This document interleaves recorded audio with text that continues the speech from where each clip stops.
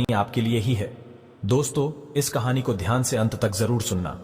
दोस्तों, अगर आप इस कहानी को अंत तक ध्यान से सुनते हैं तो आपको इस कहानी से कुछ ऐसा सीखने को मिलने वाला है जो आपको आपकी लाइफ में बहुत काम आने वाला है। इसलिए इस कहानी को अंत तक अवश्य सुने। लाइफ चेंजिंग गौतम बुद्धा की कहानी। दोस्तों, आज आपके पास जो कुछ भी है वो इसीलिए नहीं है कि आपकी किस्मत में इतना ही लिखा था या फिर आपकी किस्मत ही खराब है, बल्कि वो इसीलिए है क्योंकि आप इतना ही डिजर्व करते हैं। दोस्तों, यह प्रकृति बड़ी ही न्यायप्रिय है। यह उसे उतना ही देती है जितने का वह हकदार होता है। चाहे वो ज्ञान हो या धन, अभी आपके पास उतना ही है जितने की आप हकदार है। लेकिन अगर आपको इससे भी ज्यादा चाहिए तो आपको उसके काबिल बनना होगा। दोस्तों, ऐसा कौन सा गुण है जो आपको काबिल बनाता है? क्या आप उस गुण के बारे में जानना चाहते हैं? अगर आप जानना चाहते हैं तो आप गौतम बुद्ध के जीवन की इस कहानी को अंत तक ध्यान से जरूर से सुने। दोस्तों, इस कहानी को सिर्फ समझेगा मत, बल्कि इस कहानी को अपने भीतर उतर जाने दीजिए। तो बिना समय को गवाए चलिए कहानी की शुरुआत करते हैं। गौतम बुद्ध के जीवन की शिक्षाप्रद कहानी जो आपका जीवन बदल देंगी। दोस्तों, एक बार गौतम बुद्ध को एक सभा में भाषण करना था और जब सभा का समय हुआ तब बुद्ध वहां आए और बिना कुछ बोले ही वहां से चले गए। तकरीबन 100 से भी ज्यादा लोग बुद्ध का उस सभा में इंतजार कर रहे थे और बुद्ध के इस तरह के व्यवहार को देखकर सभी लोग बहुत चौंके, लेकिन किसी ने भी बुद्ध से कोई भी प्रश्न नहीं किया। दोस्तों, अगले दिन फिर से सभा का आयोजन हुआ और दूसरे दिन सभा में लोगों की संख्या तकरीबन घट गई। इस बार तकरीबन 80 लोग सभा में बैठे हुए थे। बुद्ध सभा में आए, लेकिन इस बार भी बुद्ध ने वही किया, यानी बुद्ध इस बार भी आए और बिना कुछ बोले ही वहां से चले गए। लोग दोबारा से चौंके, लेकिन किसी ने भी बुद्ध से कोई प्रश्न नहीं किया। अगले दिन सभा का आयोजन फिर से किया, लेकिन इस बार सभा में लोगों की संख्या और घट गई। इस बार सभा में केवल 50 लोग ही आए हुए थे। बुद्ध सभा में फिर से आए और उन्होंने इधर उधर देखा और बिना कुछ बोले ही सभा से चले गए।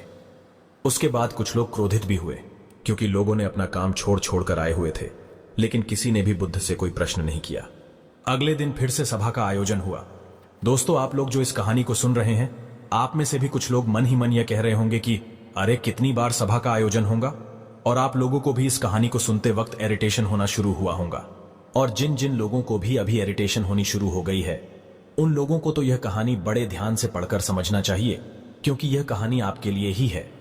अगले दिन फिर से सभा का आयोजन हुआ, लेकिन इस बार सभा की संख्या और ज्यादा घट गई थी, यानी इस बार सभा में सिर्फ 30 लोग ही थे। फिर उसके बाद बुद्ध सभा में आए, मुस्कुराए और फिर से बुद्ध ने वही किया, यानी बिना कुछ बोले ही वहां से चले गए। इस बार भी लोग बहुत क्रोधित हुए और इस बार लोगों ने पीछे से कुछ कहा भी और बड़बड़ाए भी, लेकिन बुद्ध ने उनके किसी भी प्रश्न का उत्तर नहीं दिया। दोस्तों, अगले दिन फिर से सभा का आयोजन हुआ और इस बार लोगों की संख्या बहुत ज्यादा घट गई थी, यानी इस बार सभा में कुल मिलाकर 15 लोग ही आए हुए थे। इस बार भी बुद्ध सभा में आए, लेकिन इस बार बुद्ध अपना आसन ग्रहण कर लेते हैं। फिर बुद्ध बोले और बुद्ध ने उन 15 लोगों को उपदेश दिया और वे 15 लोग ही बुद्ध के भिक्षु बन गए और आगे चलकर उन 15 लोगों ने ही बुद्ध के ज्ञान को अलग अलग दिशाओं में फैला दिया।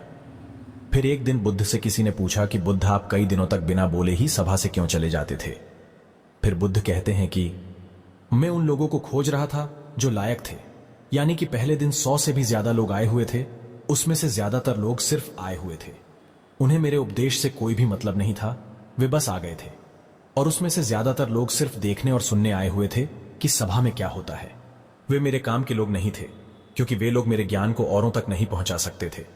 मुझे तो उन लोगों की खोज थी जो मेरे ज्ञान को जन जन तक पहुंचा सके। कई दिनों तक सभा से बिना बोले ही मैं इसीलिए चला गया क्योंकि मैं यह देखना चाहता था कि वे कौन लोग हैं जिनके भीतर वास्तव में प्यास है। जिन लोगों के भीतर में वास्तव में प्यास थी, वे लोग अंत तक जरूर रुके, और जो लोग बस ऐसे ही आ गए थे, वे लोग पहले या दूसरे दिन ही चले गए। जिनके भीतर धैर्य था, उन्हें मुक्ति का मार्ग भी मिला, और जो लोग जल्दबाजी में थे, वे लोग अब घर में बैठे हुए हैं। सवाल यह नहीं है कि मैं तुम्हें क्या दे सकता हूं, बल्कि सवाल यह है कि तुम क्या ले सकते हो। तुम्हारा पात्र कितना बड़ा है और कितने के तुम हकदार हो। जितने के तुम हकदार हो, उससे ज्यादा तुम्हें नहीं मिलेगा। फिर वह व्यक्ति बुद्ध से पूछता है कि बुद्ध लायक कैसे बने? फिर बुद्ध कहते हैं कि धैर्य के द्वारा जिस व्यक्ति के अंदर धैर्य है,